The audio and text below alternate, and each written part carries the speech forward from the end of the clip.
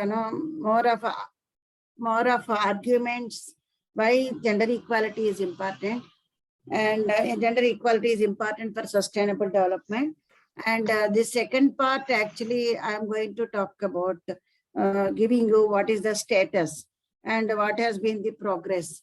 Because ever since sustainable development goals are introduced, announced, all governments are making efforts to attain the sustainable development goals.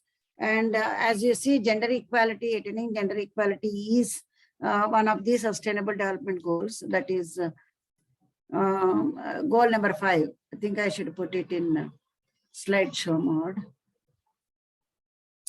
See here, goal number 5 is gender equality. So as you see, gender equality, there are 169 targets for the, not gender equality, overall, this is 17 goals. So for gender equality, what are the objectives or the targets are? End all form of discrimination. Let us see what is aimed at under goal 5. One of the things is end all form of discrimination against all women and girls. Still, there is so much of discrimination. One is this, and eliminate all forms of violence against women. Violence, VAW, violence against women is still increasing. So second one is eliminate all forms of violence against women and girls in the public and private spheres, including trafficking, sexual and other types of exploitation. And third one is elimination of all harmful practices such as child, early and forced marriages and female genital mutilation. So this is practiced in African countries, female genital. That is a big issue. Several feminist organizations are fighting against this. It has come down comparatively, but still it is a menace.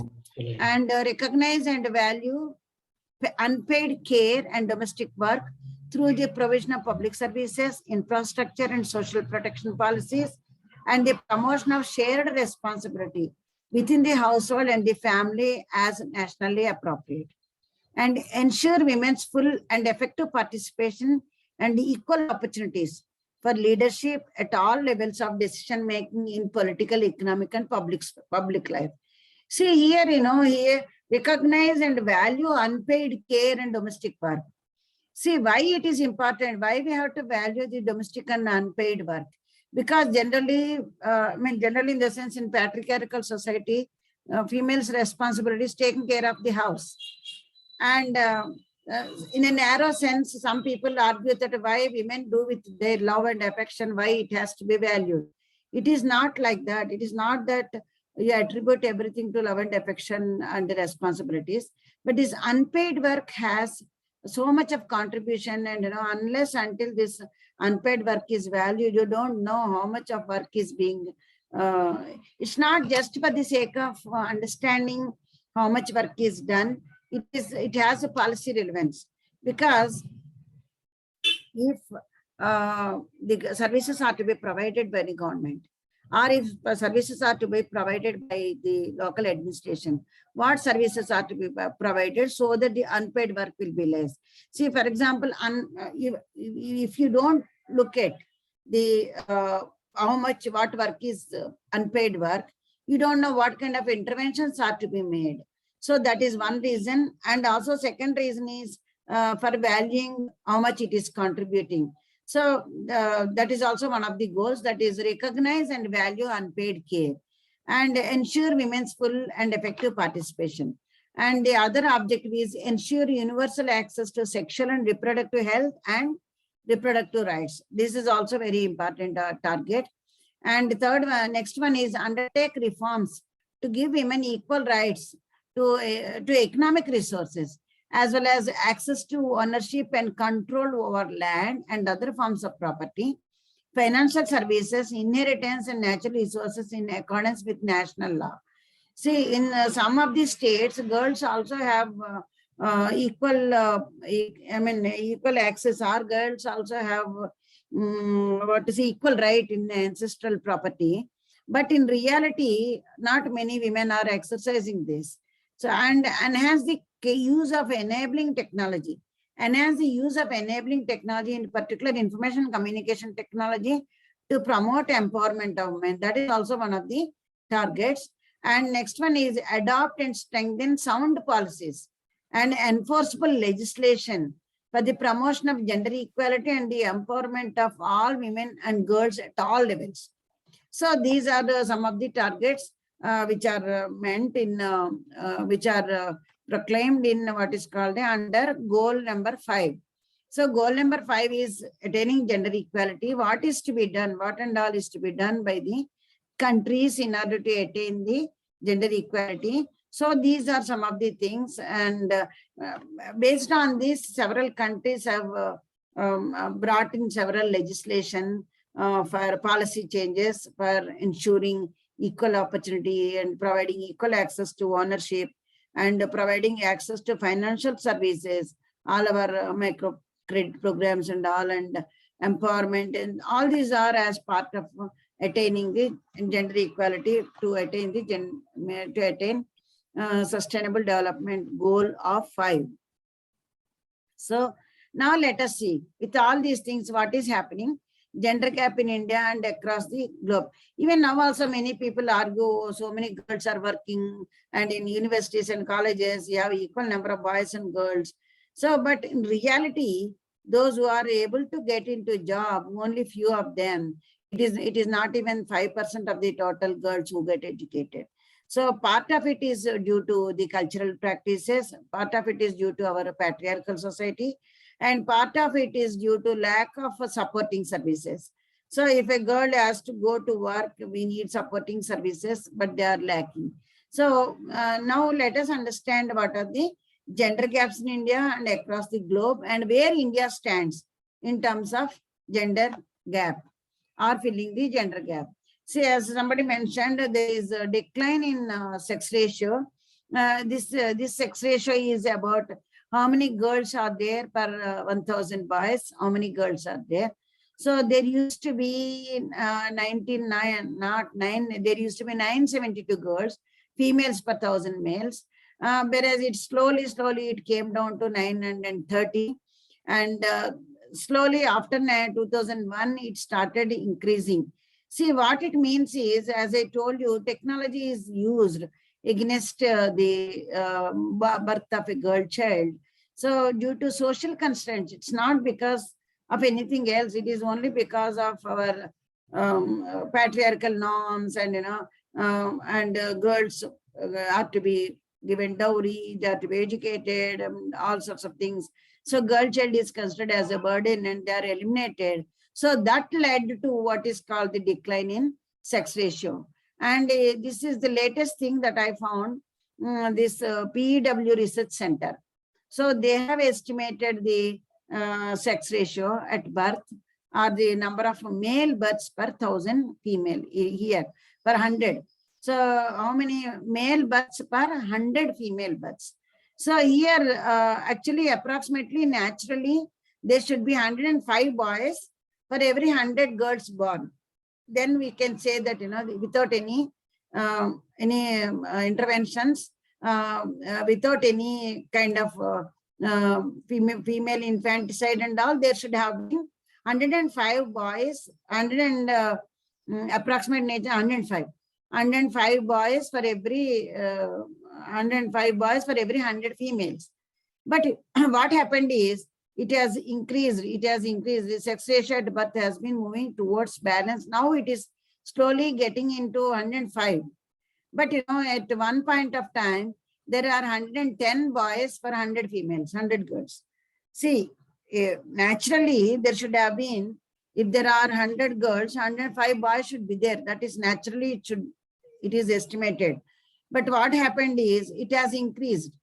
See, because of the ultrasound and identifying the female fetus and aborting the female fetus, all that led to 109 more male bias in births. So that led to all these things. 109 boys are there per 100 girls, and slowly it has come down. And here it came down to 109. So we are slowly reaching 205 level. So there is an improvement. But at one point of time, it was very bad. That is mainly because of male bias. So that itself is a discrimination. Now what these numbers indicate is the kind of discrimination that girls are facing. So if you look at southern states, we are interested in understanding our own, but at the macro level, we have only 2011. So at the macro level, if you understand, Karnataka, we have sex ratio, we have 948 girls per 1,000 boys. Whereas in Andhra Pradesh, and the least you will find in this one, what is called 943. And 943 in Tamil Nadu. But now things have improved. This is 2011 data. And this sex ratio in Kerala, of course, it is high. And the states in which we have better sex ratio is Kerala, Puducherry, Tamil Nadu, Andhra Pradesh, Chhattisgarh. Here the sex ratio is better. But when it comes to child sex ratio, that is within 5 years, you still have got a lot of bias against girl child. And sex ratio in Karnataka, let us see our own Karnataka, where, where is the status of sex ratio. So here you find, Udupi, Dakshina Kannada, Kodagu, Hassan, Chikmagalur districts. Here it is better. Here it is better. For 1,000 boys, there are, for 1,000 girls, there are 194 boys. But, in Bijapur and Bidar and in all these places, you have less number of girls compared to boys. So there are, for example, in some districts, it is very, very bad. It's in Bijapur per 1,000 and Bidar, North Karnataka, Bangalore rural, you see, imagine. Bangalore rural and Bangalore 916. Per 1,000 boys, there are only 916 girls. So here, in urban, this is urban and Bangalore rural is not too far from urban Bangalore. So there, access to medical termination of pregnancy. So that has led to what is called the declining sex ratio. So, and top 5 and bottom 5. And that is about the literacy, about the sex ratio, because first you should allow the girl child to be born. If you are not even allowing the girl child to be born, where is the gender equality? So then if you look at the literacy status. So literacy status also, there is an improvement. Certainly there is an improvement. This is again 2011. So there is certain improvement and literacy rate is very high, of course, in Kerala, male and female literacy rate is also very high in Kerala. Kerala, Lakshadweep, Mizoram, Tripura and Goa. Whereas in Bihar, Arunachal Pradesh, Rajasthan, still it is only 56%. Means out of 100 females, 50 females can't read and write. That is the status. So that shows the gender gap between men and women. So how about higher education? So higher education, there is a continuous improvement. So what is more important is girls coming to higher education. So there is certainly a change in perception, and boys and girls are almost equal, equal number, equal percentage of both boys and girls. And GER in higher education and labor force participation. This is gross enrollment rate in higher education. So gross enrollment rate in higher education, both men and women are 26% and 26.4%. But whereas women labor force participation is, it has come down and it is stagnant. So when you combine these two things, you'll be wondering what is happening to those girls who are getting educated. Why are they not coming into the labor force? Because women's economic participation is very, very important for the economic dimension of sustainable development. So when you look at this, like labor force participation, that is, and girls are getting educated, more and more girls are coming to education, but they are not coming into the job market. They are not getting into job. So that is why now we have called a concept called ideal girls. In the sense, girls study higher education, they do engineering courses, they do post-graduation, but after that they don't go for any job and they remain. That is why now people are talking about not about the missing girls, people are talking about what is called the ideal girls. That is a phenomena. This is actually bringing down our gross national product much lower. The gap between the men and women in labor force participation. So if you look at labor force participation, men and women, this is somewhat old data, 2011 and 12. And this is also 2016 data. Actually, I didn't find the latest data. That is how I'm just doing this employment status. That's why I'm not spending too much time on those numbers. So this is status in employment. Rural male, self-employment out of 1,000, self-employment rural male are 638. And rural female self-employment is 733. What does it mean? Does that mean that, more women are self-employed and they are earning lots of money? It is not. See, taking care of their own cattle is also considered as self-employment in the case of females. So it is not that they are earning more. So similarly, male, regular wage salaried. Regular wage salaried among men, 141. Whereas a female, it is 83. And also casual labor. Casual labor, there are more men, 221, and less women, 184. So this is how the gender gap is still persistent. And labor force participation. Labor force participation has come down very drastically 2022. This is from World Bank figures I have taken. So labor force participation declined from females. It has declined from 54% to 49, and this is 49%. So, but why it is like this? There was a OECD study, and OECD has published these numbers. So why Indian men don't do much housework? Because there is no support for the girls. They are not coming out. Maybe you may find it's not you or your immediate neighbor or some known people. There are many places where girls don't go to work because there is no support in the household. So, for example, if you take these Indian men, the least working, they, average minutes spent per day on routine housework, house-related work. So, Indian women are spending least time, whereas in France, Australia, Germany, developed countries, they are spending more time. They also participate in the household chores, which is because of that, girls are getting an opportunity to get into jobs. So this is percentage share of total time in different activities in a day per person of age 6 and above. So how much time is spent? Here also you can clearly make out male and female. See, employment and related activities. Rural urban will take, don't bother about rural urban, we'll take both rural and urban together. So employment and related activities, 18% women, men are, whereas only 4.2 women. And whereas the production of goods and services for own and final consumption. And unpaid domestic services. And unpaid domestic services for household members. Male are only 1.7%. Out of total time spent, how much time is spent on these activities? That is the percentage. If the total time spent is 2 hours, what percentage is spent on these activities? Because timeless studies are there, which are being, this is Sarvekshana published, NSS people, they have published this Sarvekshana. You can also access this Sarvekshana, September 20th, it is taken from there.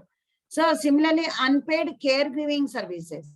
Unpaid caregiving services, male are spending 0.8%, whereas females are spending 2.6%. Then socializing and culture, leisure, and self-care and maintenance. So what it comes out very clearly is that more time is spent on unpaid activities than the paid activities. So as I told you, there is difficulty in transition. I told you that higher education admissions are increasing, more girls are coming to higher education, and equal number of boys and girls are getting into education, but they are not translating into economic participation. So this more difficult transition for young women is the ideal girls concept. In 2011, anywhere between 47% to 72% of girls aged 15 to 24 in low-income developing countries were neither at school nor at work. So the girls, if they are studying, they should be in school. Otherwise, if they finish their studies, means they should be in job. But they are neither in here or there. So those girls are known as, they termed it as ideal girls. So status in the attainment of sustainable development goals. So let us see where we are, how far we have moved from in the case of sustainable development goals. See, as I told you, goal 5 is goal 5 of the sustainable development goals deals with the gender equality. So what I did was I have culled out from different this is published by Niti Aayog. So Niti Aayog, if you Google Niti Aayog and sustainable development goals, so you will get this. So what I did was overall performance and goal 5 performance. See, overall performance, all goals put together, they came out with an index. So that is overall performance index. This is only goal 5 index. So disaggregated also, they came out with the index, and together also aggregated index also they came out. So this is 2018. This is starting actually, I get only from 2018. These reports are there, 18, 19, 20, 21. So this overall performance, in overall performance, see here it is red means they are yet to reach.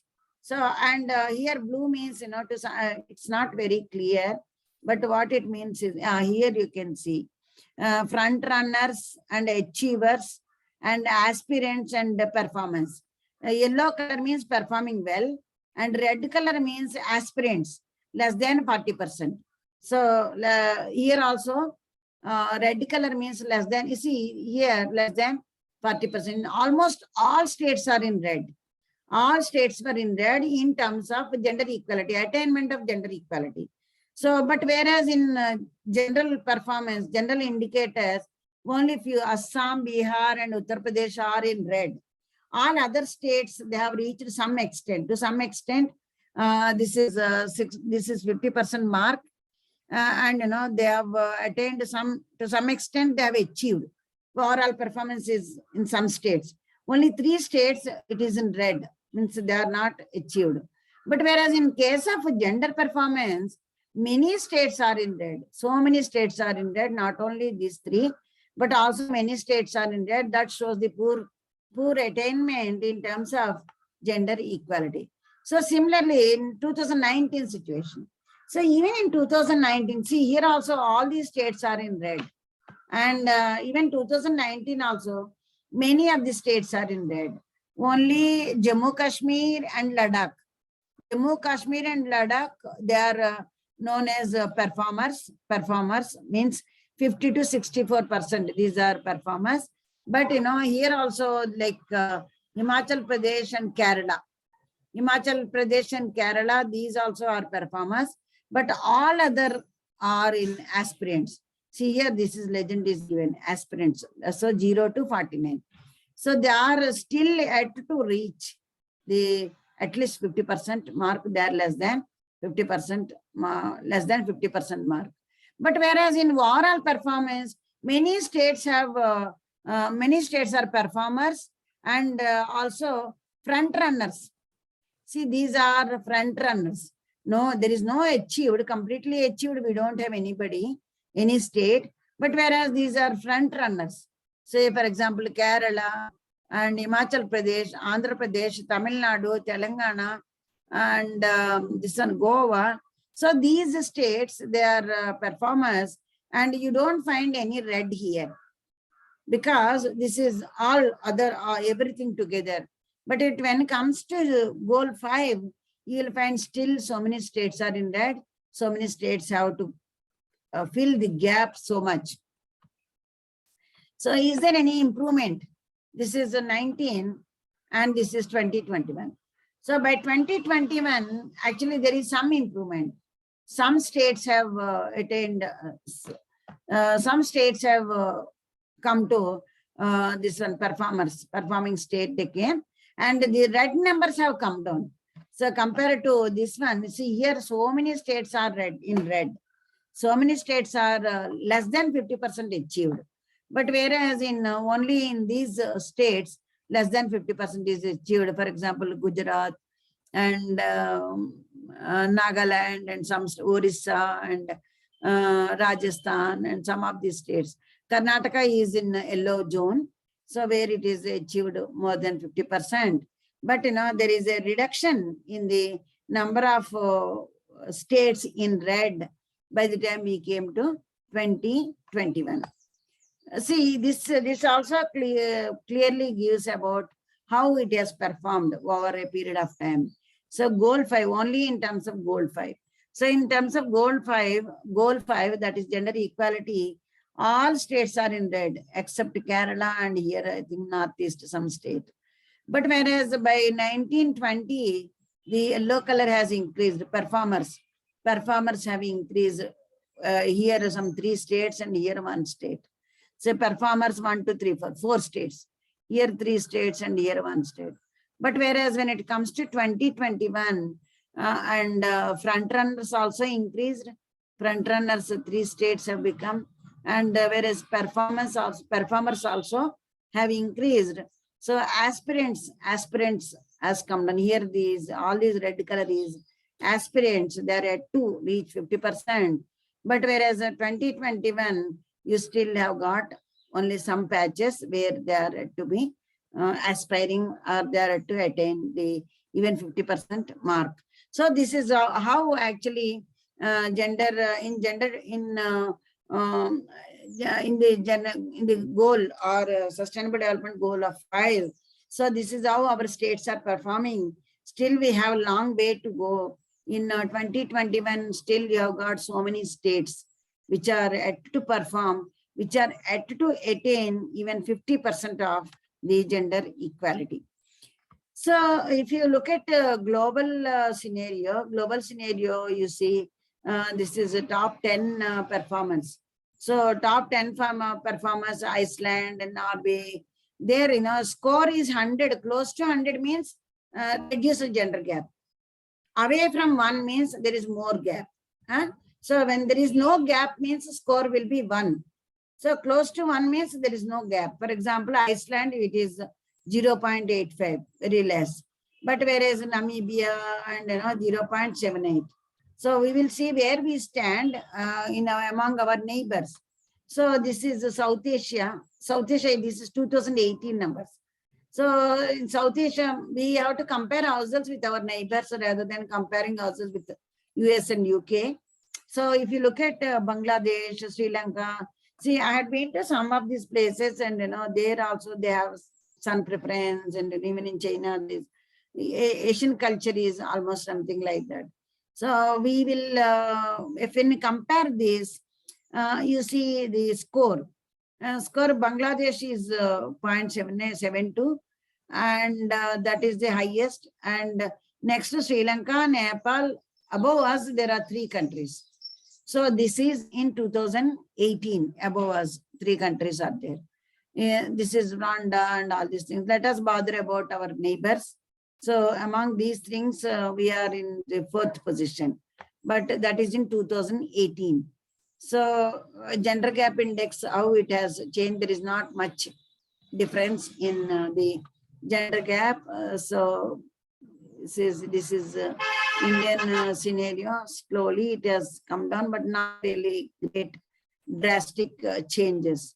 And this one is Pakistan, and Maldives is better, and this is Sri Lanka is better than us also.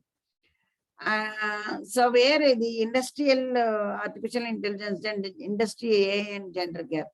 So where women are employed in healthcare 26, whereas men are 76, education 25, men are 75, and non-profit organizations and non-profit employment, you find more women, and entertainment, you have more men, consumer goods, you have more men.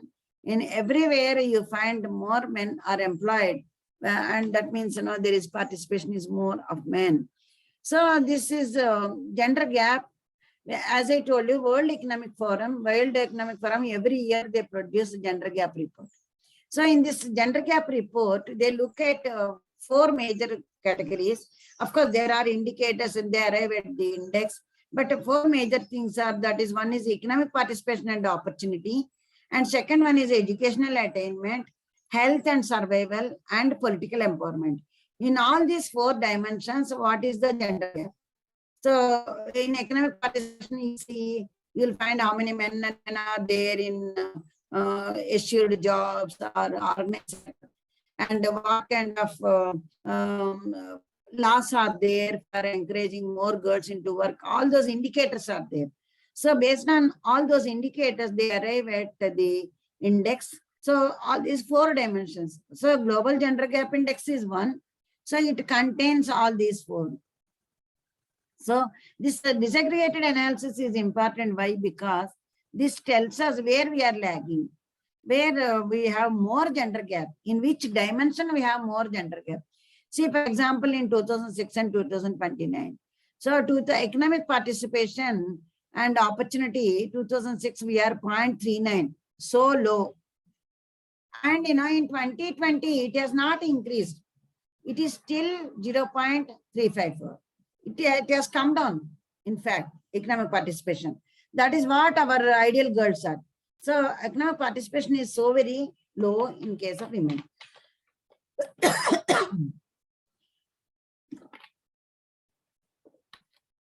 But educational attainment, you see, we have done very well. See, educational attainment, I also have seen the numbers, enrollment in higher education. In educational attainment, 0.819, and it has improved to 0.962. Close to 962 means there are equal number of boys and girls. And in health and survival also there is an improvement. In health and survival also gender gap is 0.962 and it has become 0.944. But relatively it is better. And political empowerment, it is 0.227. Still there is gap and it has come down to 0.411. But what is the present status? Let us see what is the present status. This is 2022. Where do we stand in 2022? So 2022 overall our gender gap has been 0.629 here. Overall gender gap is 0.669. Means we have slipped down. And in economic participation 2021 and 22. So in economic participation still we are 0.350. And it has slightly 22 21 it is 0.32 and this is 0.35. Still we are far away from even 0.5. We are not even 50%. But again, educational attainment again it is very high, 0.961 and 0.962, because at school level there is already a lot of gender parity as achieved. At school level you have gender parity, equal number of boys and girls, and even in higher education also equal percentage of boys and girls are there. So that is why in education attainment you have gender parity is achieved. And health and survival also gender parity is achieved. Here also 936 and 937, 0.937, 0.937. Whereas political empowerment, we are still lagging behind, 0.267, 0.276. So what the whole thing says is that in economic participation, there is a lot of gender gap, lot more is to be achieved, which is very, very essential for economic component or economic pillar of sustainable development. This is what actually I am trying to tell you. So this is latest numbers. So gender gap in South Asia, as I told you, I want to check with only our neighbors. Bangladesh, there also there is a lot of discrimination, but in region, Bangladesh is ranking well among South Asian countries. See, Bangladesh in gender gap, Bangladesh it is 0.714. So they are inching towards 0.90, and Nepal is 0.69, and Sri Lanka is 0.67, Maldives is 6.4, Bhutan is 6.3, India is 0.629. There are only 3 countries. There are only 3 countries behind us. And even among these 3 countries also, see Iran and all, they are Muslim countries, and Pakistan and Afghanistan. There is already a lot of gender discrimination there. So it is very much reflected in the gender gap in the region. So this is where India stands. though it is not a Muslim country, but same thing. I just want to look at the Europe, how, because they are developed countries. So as I argued that, there is association between gender equality and development. Development not necessarily automatically lead to gender equality, but gender equality leads to economic development. That has been established by several researchers. So it is very much here. See, these are developed countries in Europe. So Europe, Iceland, it is 0.90, means almost very close to inching to 1. So Iceland, it is 0.90 and Finland 0.86. But if you look at Sweden, actually for many years, Norway, Sweden, Denmark, they were ranking very well in this one. But whereas now Iceland has taken up. So Iceland has been globally, it is number 1 in the least gender gap you will observe in Iceland. So those days, to Germany, I wanted to go to Sweden to see what it is like, because it was ranking very high. So in Iceland, you will find least gender gap, and all other things. Even France, Belgium, they are all behind the Iceland. They are below the Iceland. So, but even Canada and the United States. So these are developed countries. Canada and United States also, they are much below the European countries, and Canada, it is score is 0.772, and whereas United States, it is 0.76. So these ranks are within the region, and this is global. So globally, Canada and United States are below France, Belgium, Switzerland. These are called Nordic countries. They are doing very well in terms of, because what I observed is, I also had some discussions about the policies that they are implementing. So they have very, very good, what is called the family-friendly policies. You call them as family-friendly policies. So men are also given equal, men are also promoted to take equal responsibility. So because of that, more and more girls are able to participate in the economic participation is very high of the girls there. So I just wanted to disaggregate where we stand in each and every. As I told you, for every dimension, there are what is called indicators. See, economic participation, these are the indicators. That is labor force participation rate, wage equality, estimated earned income. These are the indicators for economic participation and opportunity. Similarly, education attainment and health and survival, sex ratio at birth and healthy life expectancy, political empowerment. So these are the indicators which are developed for arriving at the gender equality index. So in this, because our country in certain things it is doing very well. As I told you, in education it is ranking 1. See here, enrollment in primary education it is ranking 1. And enrollment in tertiary education also, it is ranking well 1. But whereas when it comes to labor force participation, it is 140 situation. It is 140th position labor force participation. And wage equality for similar work, there also our country is in 122 position. And that is the gap is so high. In labor participation, the gap is score is 0.27. 0.27 is much, much far away from even 0.5. And so here these numbers are like this. Whereas educational attainment, as I told you, educational attainment in literacy, we are doing well. And enrollment, we are 1. Because you have equal number of boys and girls in primary education because of what are government policies. And secondary education also 0.995. Tertiary education also we have 26% we have seen boys and girls. But whereas health and sex ratio also has improved, and health and life expectancy is also improved, both men and women. So there also we are, our score is high.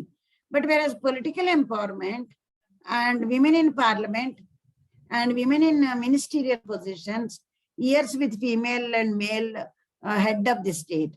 So these are the indicators in which we are performing very poorly. So when it comes to the boys and girls, men and women. So these are the things. Labor force participation, female is 19.23, whereas male is 70%. So these numbers are that. So if you, as I told you, if you are interested, there is so much one can do research, so much research one can do, because now we have sustainable development reports are there, state-wise analysis you can do, country-wise analysis you can do, globally you can do a lot of, you can get access to all this data. So this is the situation. So what it clearly says is that we have not attained the gender equality with all our interventions, and still long way to go to achieve the gender equality and to the attainment of sustainable development goals. So for the attainment of sustainable development goals, we may be doing better in all other goals, but not in the gender goal. So what strategies government is adopting is, there's a paradigm shift in public policy. See, government of India moved away from welfare to empowerment policy. All of you know that, now the more government is promoting more what is called the empowerment, and this how the journey from welfare to, because in the initially government was promoting more welfare programs. Only from sixth plan onwards, we moved away from welfare to the development, and from there we moved away to what is called the empowerment. So 73rd and 74th Constitutional Amendment, it is the Panchayat Raj institutions and corporations.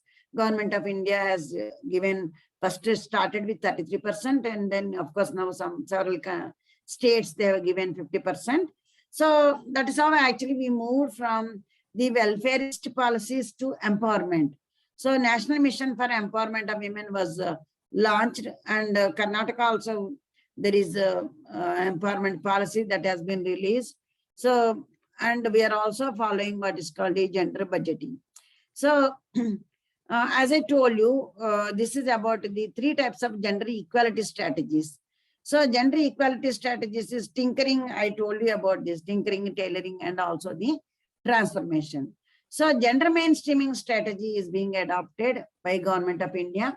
Gender mainstreaming is, what it means is incorporating gender perspectives in all the activities that government is doing. So mainstreaming is not an end, but it is a means. So by gender mainstreaming, you involve, for example, gender budgeting. So gender budgeting, what is being done is, how much money is allocated for women alone programs, how much money is allocated men and women programs, that is, and how much money is allocated for 30% of the reservation for women. So we budget that way so that you will have clear understanding of how much money is spent on what kind of programs rather than the general programs. So 2018 Global Gender Gap actually has shown these numbers. So it is just summarizing this.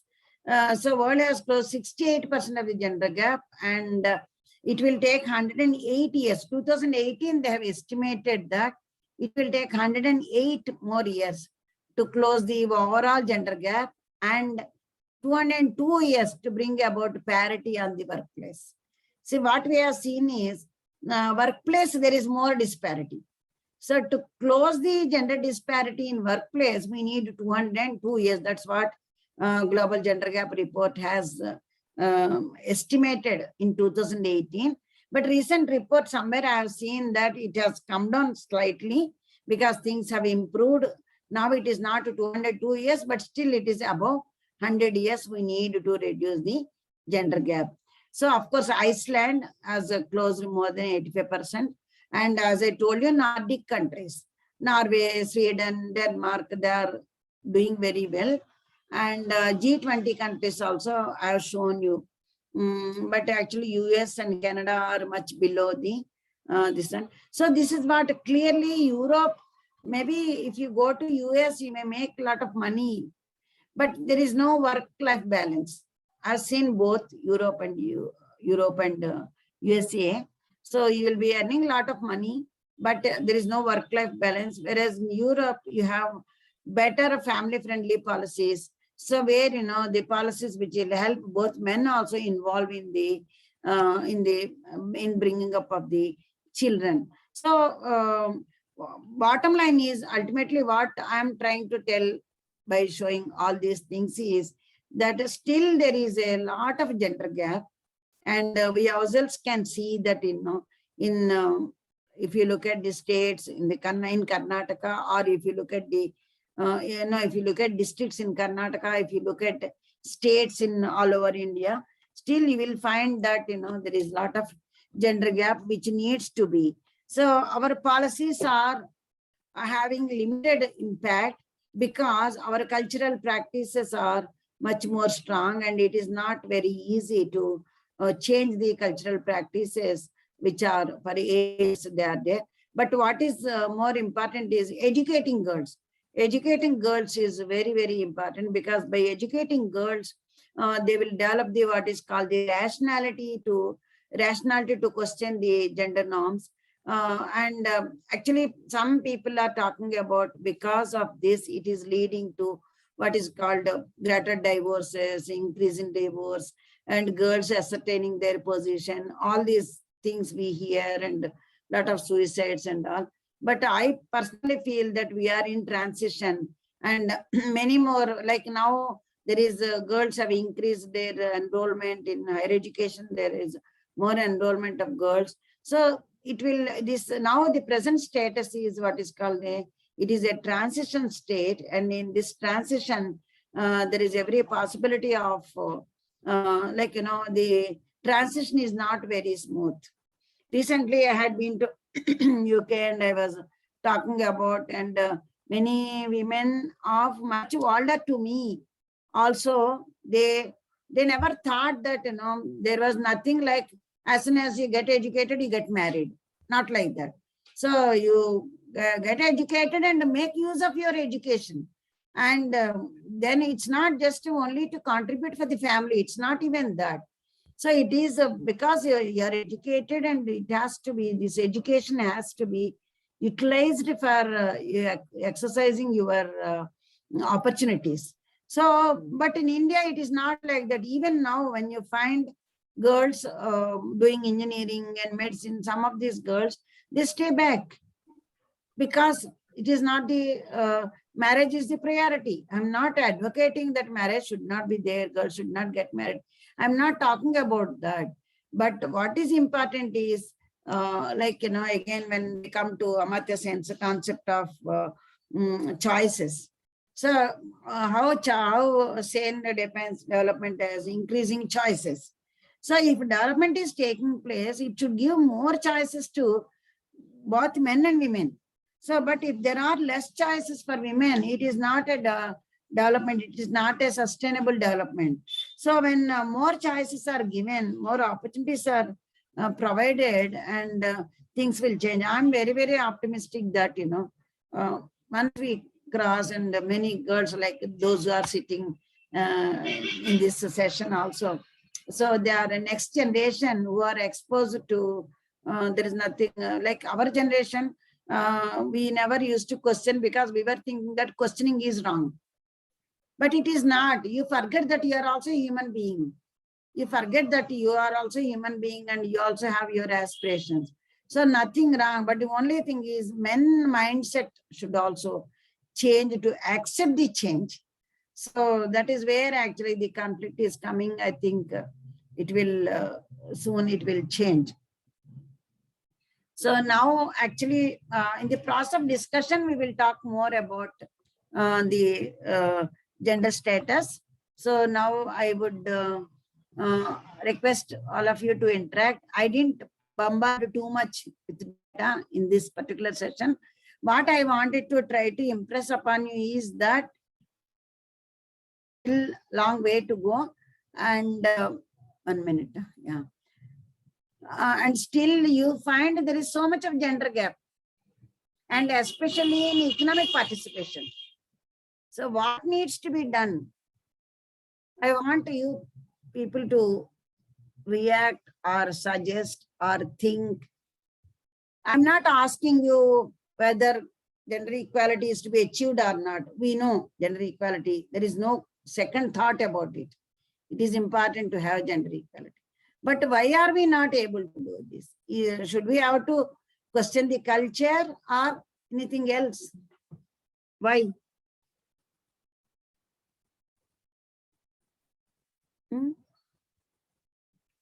Now unmute and speak, Madhu. I can't hear you. Can anybody hear? No, Madhu, I can't hear you. Let me see.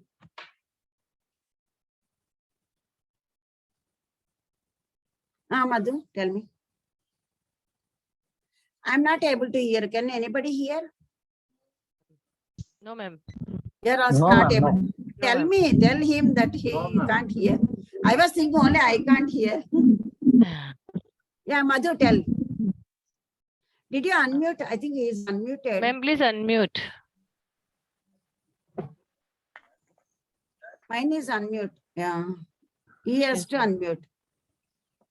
Now, yeah. Yeah, tell me, Madhu. Madhu sir, now bande. ಯಾವುದು ಇದು university HRD Mysuru ಇಲ್ಲಿದೆನಾ ಮಧು ಏನೋ ಹೇಳ್ತಾ ಇದ್ದಾರೆ ಹೇಳಿ ಮಧು ಮತ್ತೆ mute ಮಾಡ್ಕೊಂಡ್ಬಿಟ್ಟಿದ್ರು ತಗೊಳ್ಳೋಣ ಅಲ್ಲಿ ಇಸ್ಕೋದು nobody is speaking.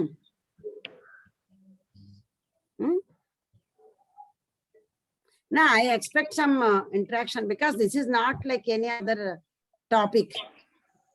It is a topic in which I want you to speak. Ma'am, can I? Yeah, please volunteer. Ma'am, as per whatever the thing then you have said, in India we have there is a less participation of women. So cultural activity, as far as that, it is also necessary for us to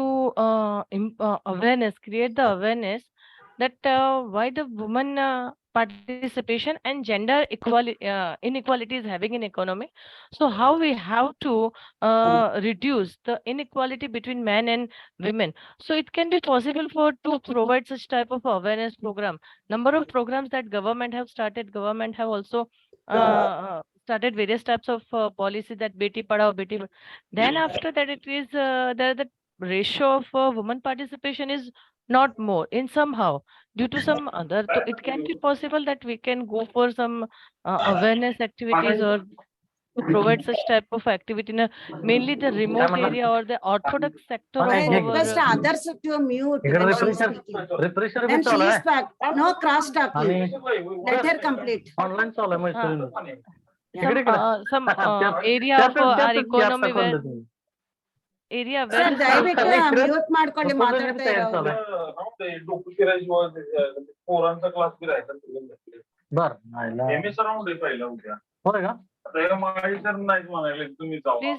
Sir, ದಯವಿಟ್ಟು mute ಮಾಡ್ಕೊಳ್ಳಿ sir ಮಾತಾಡ್ತಾ ಇರೋರು. Ramanujan sir, please can you wait? Ma'am, Yeah, Yashoda, tell me. Yeah, Yashoda, tell me.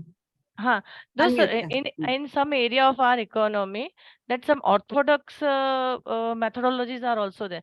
So it can be possible with the educational level, we have to also create such type of awareness program in that remote area, mainly the tribals area, or mainly in the when the orthodox activities or the orthodox participations are there. It can be possible for ma'am to remove the condition of. No, this is what I mean by cultural practices.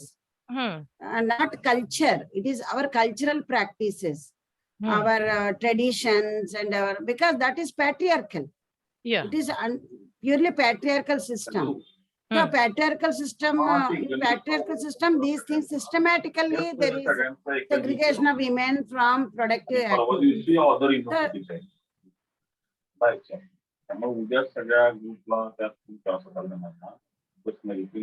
Ramjan sir, unmute ಮಾಡ್ಕೊಳ್ಳಿ. Okay. So yeah, so whether these are only cultural or is there anything else that a policy can do? That's what I am asking. Is there any policy that can address these things?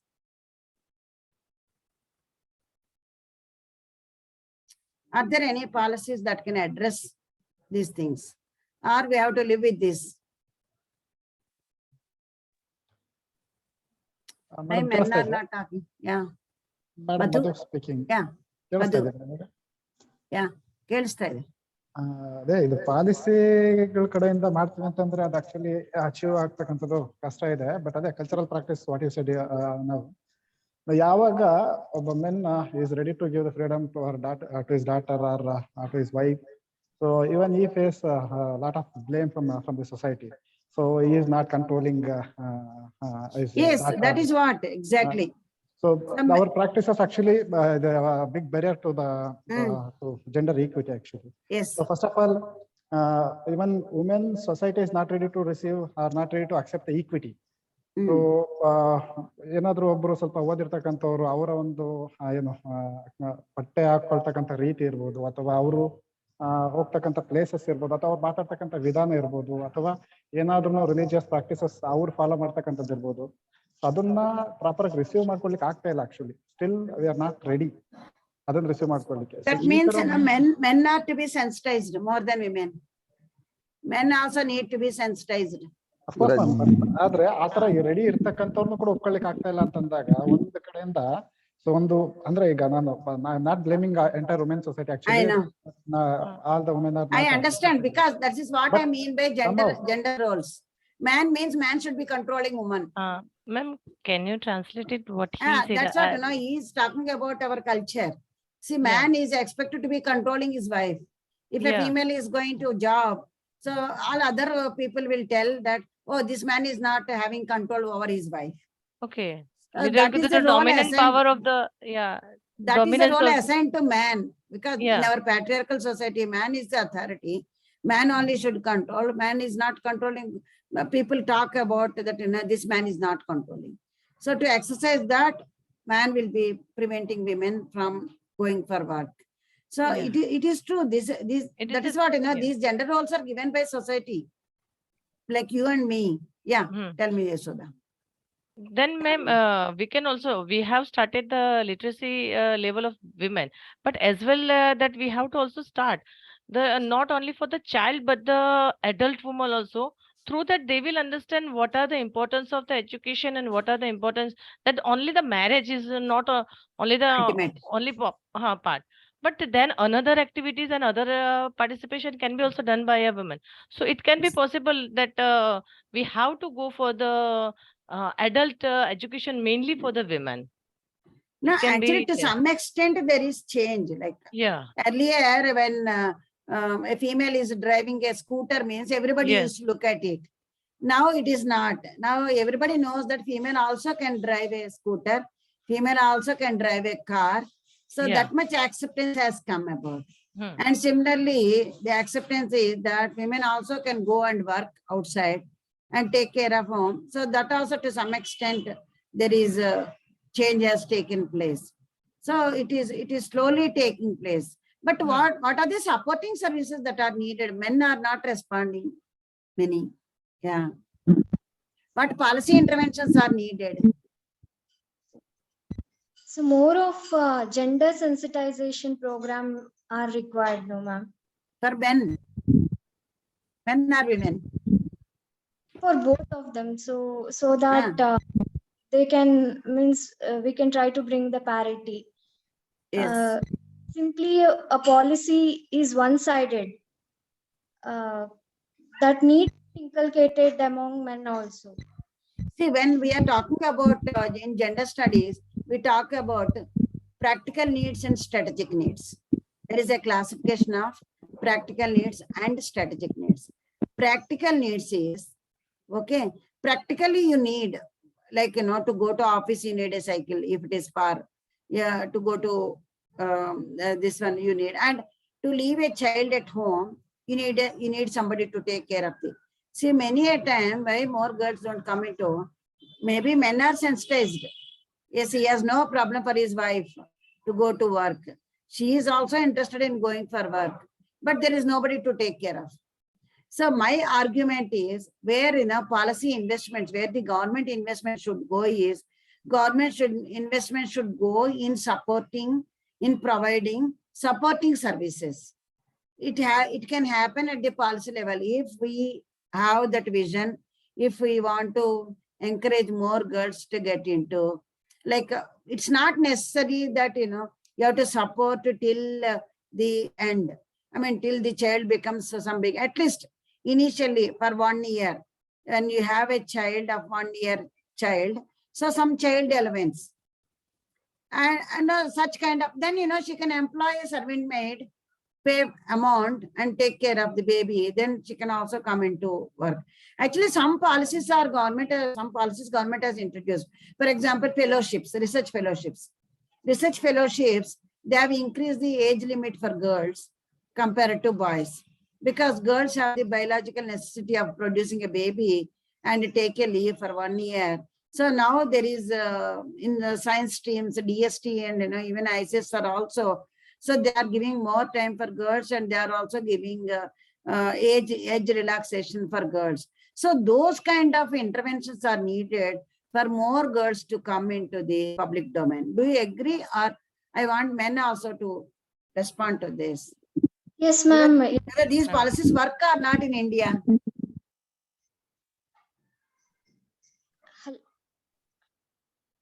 These policies work. Men have to tell whether these policies work or they don't work. Yes, madam. Obviously, it will work, but it will take some time actually to understand that. Anything you need time. It's not that today I give, tomorrow they come into job. Even actually today, so some of the policies not reaching to the targeted population. I mean, for Yes, the yes, child I know. or women. So Yes. even today, as you shown the by indexes, actually we are last ಆತರ 132, 143 ಈ ತರ ಒಂದು places ಅಲ್ಲಿ ಇದ್ರೂ ಕೂಡ ನಾವು just ಏನೋ ಒಂದು 5th largest ಎಕನಾಮಿ ಅಂತ ಹೇಳ್ಕೊಂಡು ಪೇಪರ್ಗಳಲ್ಲಿ ಪ್ರೊಜೆಕ್ಟ್ ಆಗ್ತಕ್ಕಂಥದ್ದು ಆ ಡಾಟಾ ಕರೆಕ್ಟ್ ರೀಚ್ ಆಗುತ್ತೆ ಹೊರತು ನಾವು ವುಮೆನ್ಸ್ಗೋಸ್ಕರ ಆಗ್ಲಿ ಅಥವಾ child development Selectively people leave the messages.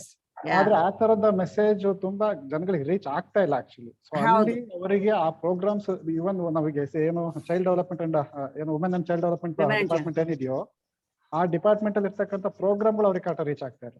So ಆ ತರ ಇರಬೇಕು. You know what is happening? Actually, one of our students, she also did a study on this. See, where these programs are, actually we have policies and policies get operationalized through programs. But where these programs reach and who are the people who are taking advantage of these programs is, again, among that lot. See, if there is a program which is aiming at a particular group of women, even among them also, who will get access? Who will get access to this? Only a handful, those who have some education. Again, education in 2-3 regressions, 2-3 studies, education of females came out very, very clearly as having a great influence on their empowerment, their agency, exercising their agency, exercising their choices. So education plays a very, very important role. And second thing is, as you said, access to the whatever is the programs and all, it is very, very lopsided, and we need to address those issues certainly for the economic participation of women. Professor Premkumar, we are talking about we discussed about the gender gap and where India stands in attainment of sustainable development goals. In all other goals, we have reached some level, but whereas in gender, that indicator 5th goal, still it is a very bad status. So I am asking them what kind of policy interventions are needed for us to reduce this gap. That is the discussion going on.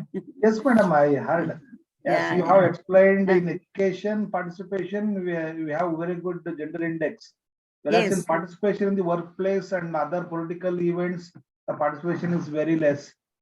And still the attitude of, as you have explained, the attitudinal problem still is becoming one of the major hurdle for their participation levels in different fields. Now, uneducated people, because of our cultural background and all, we feel even questioning itself is a crime. Yes, At least with education, you will understand that questioning is not a crime. At Yes, least it will give that kind of, it will give that much of freedom for women to exercise their agency. Still long way to go. It doesn't happen today, tomorrow. But one thing is, I argue that supporting services, complementary services Yes, are yes. needed so that more women will get into the mainstream. Yeah. Anybody else wants to talk? Ramjan Mujawar, can you turn on the video? Yeah, I want everybody to be there. I'll take a screenshot. You Yeah. put on some photos and went away. This is the fourth, fifth time I am watching this kind of attitude. You never be on the online. Okay, I will tell HRDC people to take care of that. Manjula ma'am, Yes, sir. this Ramjan Mujawar is always put some photo and go somewhere. He will never respond to anybody and anything.